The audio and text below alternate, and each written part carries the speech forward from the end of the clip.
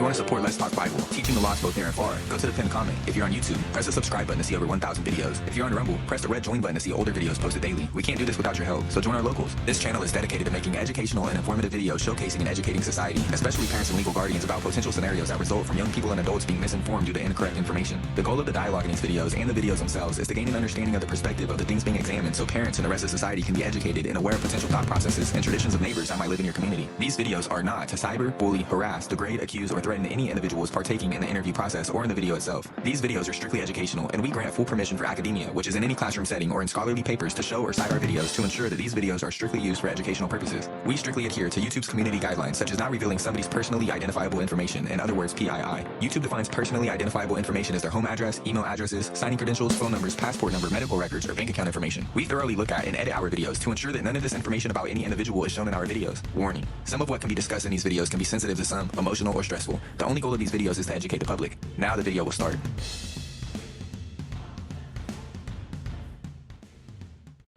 Hey, what's up? What's going on with you, brother? Not much. Just trying to get out the good word. You're doing a good job. I watched you last night. Heck, I got on with you like 2 nights ago, but I'm gonna throw one for you. The rapture. You believe in it? Pre, mid, or post? You believe in it? Oh, well, the rapture is gonna happen regardless. So I'm just asking you: is it pre, mid, or post? I believe in the second coming of Jesus, and I believe when he comes, it will be judgment day. So I don't believe in the concept of the rapture. Well, and I think that's something. I tell you, mainly the Baptist church, they threw it out there super hard to put butts in seats, and it's just a thing that's going to happen. I don't disagree with you on that, but my goodness, the Baptist church. I grew up in the Baptist church, and they wanted to make everybody be in fear so bad. We knew it was going to happen. That's fine. Don't drive it down our throats to the extent that this is all we have to live for. You So know. do you meet with the Baptist church? Is that where you assemble? No, I used to. But the You, biggest thing that they wanted to involve us in was avoiding hell. And that's not how you have a relationship with Christ. To me, I can be scared of hell all day long, and so would you be. But that don't develop your relationship with Christ. Does that make sense? yeah. Have you ever heard of the Church of Christ? I have. Go ahead. Okay, yeah, I'm a member of the Church of Christ. I haven't always been. I started studying the Bible 8 years ago. And so I used to assemble with the Baptist church and then the Church of the Nazarene. And after studying the scriptures, I found out that, like you're saying, they're putting emphasis on things that actually I believe shouldn't even be taught. No, they flip things so bad. I grew up in it. I'm just telling you, brother, this is real talk. And you grew up in what you call the Church of Christ. I've heard of it.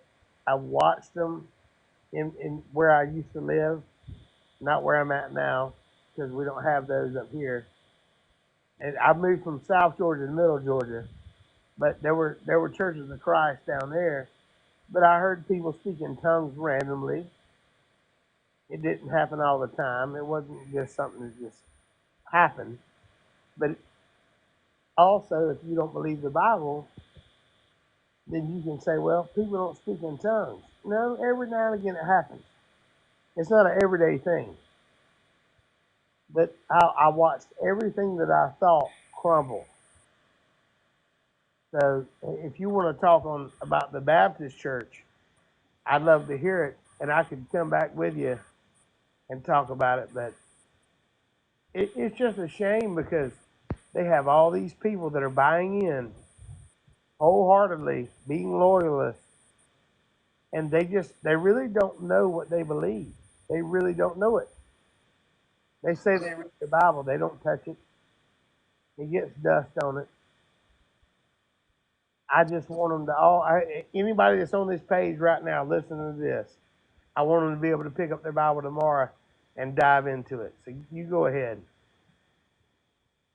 Well, I appreciate you, Matt. Yeah, the Bible teaches what I believe is that Jesus promised to build one church, that we could still be members of that one church. And one of the characteristics, like if I gave you $100 bill, or let's say I told you I was giving you $100 bill, but really it said $1 on it, and you'd be like, or let's say $3 bill. There's no such thing as a $3 bill. Say I gave you $100 bill, or say I gave you a $3 bill saying it's a $100 bill, you'd look at it, say, number one, this isn't a $100 bill. It doesn't even say $100 bill. And number two, there's no such thing as a $3 bill. So I would say the same thing about all these different religious groups that you see, is that they're calling themselves by a name we can't even read in the Bible, and the teachings they're following aren't even in the Bible. So it's just like handing someone a $3 bill. It's a Hey, counterfeit hope. brother, do you believe that religion is made up by man? Just religion, period. But God has instructions for us, though. And if we obey those instructions, then we can, according to Jesus, receive eternal life. Do you believe religion is made up by man? Is what I was asking. Oh, many, yes, but I believe James chapter 1 mentions pure and undefiled religion. It literally says that. It says pure and undefiled religion. And so I hear what we see in culture, people say it's not about religion, it's about a relationship. Brother, But you're not dealing with one of these intellectuals right now. I am an intellectual, but I don't need to be. I'm just talking about regular religion. Like, hey, I'm Methodist, I'm this, I'm oh that. yeah, all of that. Yeah, I believe the only religion today instituted or approved by God is being a disciple of Jesus, which we read terms of that like Christian, Church of Christ, Church of God, a lot of descriptions for the people of God. But I believe this other stuff that you can't find in the Bible, Mormon, Jehovah Witness, uh, Seventh Day Adventist, Presbyterian, Pentecostal, Baptist, all of this stuff, I believe Oh, BS. it's They, not approved by God. Yeah, I no, would say that. and I tell you this, we've all faltered so far. We get away from it so bad. And Jesus was just Jesus. And we oversimplify everything, and oversimplifying means we take something that's simple and make it to where it's not so simple. Hmm. Jesus made everything simple. So did God. And even though He's the Son, and I'm not going to state where I am on the Trinity, but He come down in the flesh and humbled Himself, died for us. He made it simple. He simply got His butt whooped and beat to a to a ground meat like hamburger meat and died on the cross for us, but yet we can't even get simple enough to understand it. And that's what hurts me about everybody right now because they don't want to understand it. Well, It's hey, Matt. You know go ahead. the truth is so simple. Like Acts chapter 16, you had the Philippian jailer, and the fact he was a Gentile, which tells Yeah, us he wasn't necessarily, not necessarily familiar with all the teachings, but he did hear Paul and Silas in prison, so he might have heard their teachings. But the point is it said the same hour that he believed or professed his belief, he was baptized, and so people can learn what they need to know to be saved within 1 hour. And I agree, it is simple. There are some things difficult to understand, but not everything. And you see, just like you mentioned, there's a lot of people making difficult the simple things. And if they're making difficult the simple things, why would you trust them at all on the difficult things? that's politics almost. And the same thing that you're talking about, that means that he didn't have to go through water baptism to be saved. Neither did the thief on the cross that was sitting right next to Jesus. Jesus told him, on this day, you will enter paradise with me. And look, it is a thing that we should do if we have time, or if he gave us the time to do it. That's a great thing. Go through your baptism, all that. But if it happens in the last moment of your life, you were hit on the side of the road by a Mack truck, and you're looking up, and you're talking to God. He's not going to require you to get saved in that way. But if you want to be saved, you better do what he asks you to do in that moment. And people just don't understand that. They're so scared of They're so scared of not being who they want to be when they should be who they should be. And Yeah, God, hey Matt. Hey yeah, Matt, what do you think about people making up excuses that, you don't have time to be baptized and they themselves put off baptism when in the Bible they were done the same hour. So they say, oh, I don't have time to be baptized, but then they watch a 2-hour movie.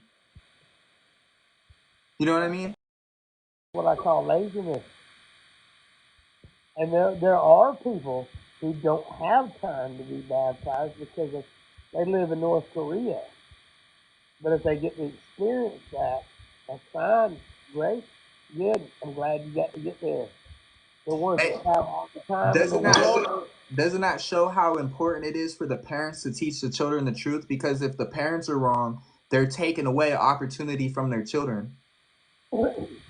it's worse than that. Because if you're not teaching your children, you're disturbing a whole other generation that's coming up. And you ought to instill it in them. It's instilled in me because of my grandfather. He was the hardest SOB I ever seen in my life. But they called him preacher. But I tell you one thing, he never preached a nice sermon. Not one. He left the church, you knew you needed to improve on whatever you were doing. And what I'm about to say is, nowadays they want to put butts in seats. And I'm talking about my wife, she wants to go to church. She wants to hear all those hymns, not the old school hymns, the ones they got now. That's not what it's about.